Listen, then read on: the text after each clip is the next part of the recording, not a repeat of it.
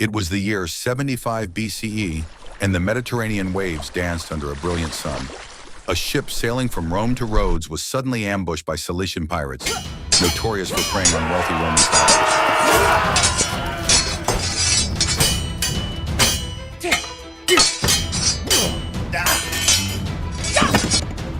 On board was a young nobleman named Julius Caesar, barely 25 years old, destined for greatness, but, at that moment, very much at the mercy of cutthroats.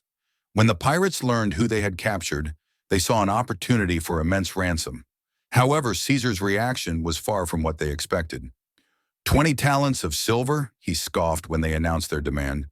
Do you know who I am? I'm worth at least 50. The pirates, amused by his arrogance, increased their ransom as suggested, marveling at the audacity of this young Roman. Yet Caesar's attitude was not born of arrogance alone. It was strategy. He knew that making himself appear valuable would buy him time and ensure they didn't kill him outright. While the ransom negotiations dragged on, Caesar began to make himself at home among his captors. He treated them not as pirates, but as subordinates. He even joined their meals and joked with them, demanding silence when he wanted to sleep. At night, he would recite poetry or deliver speeches, mocking them for being too unrefined to appreciate his brilliance. The pirates, amused and impressed, grew fond of him, but they failed to notice the fire of vengeance burning in his eyes. After 38 days, the ransom of 50 talents, raised by Caesar's friends and family, arrived, and he was released. Before departing, Caesar made a promise, spoken casually but with deadly intent. I will return and crucify every one of you. The pirates laughed, dismissing his words as the bravado of a cocky nobleman. But Caesar meant every word.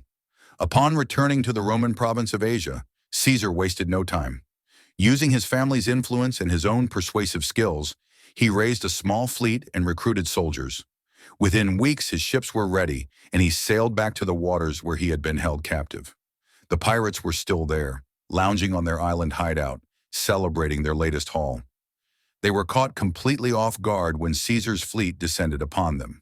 His attack was swift and ruthless, and the pirates were no match for the young Romans' forces. Every pirate who had dared to mock and underestimate Caesar was captured.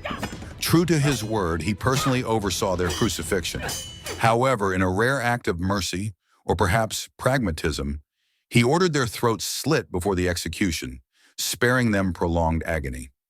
The incident became a defining moment in Caesar's early life. It demonstrated his unshakable resolve, his ability to inspire loyalty, and his unrelenting pursuit of justice, or revenge, depending on one's perspective. This episode also foreshadowed the man Caesar would become, a leader who commanded respect and fear, one who would stop at nothing to achieve his goals. The Roman Senate took notice of this young man's daring act. Stories of his charisma and ruthless efficiency spread throughout Rome.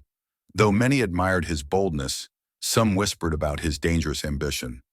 Years later, when Julius Caesar stood at the peak of his power, the tale of his revenge against the pirates became legendary, a testament to his cunning and his unwavering sense of destiny. It is said that even as he faced the betrayal of his closest allies and the blade of Brutus years later, Caesar's spirit remained unbroken, for he had learned early in life the lesson he would carry to his grave. To survive in a world of treachery, one must not only fight but dominate.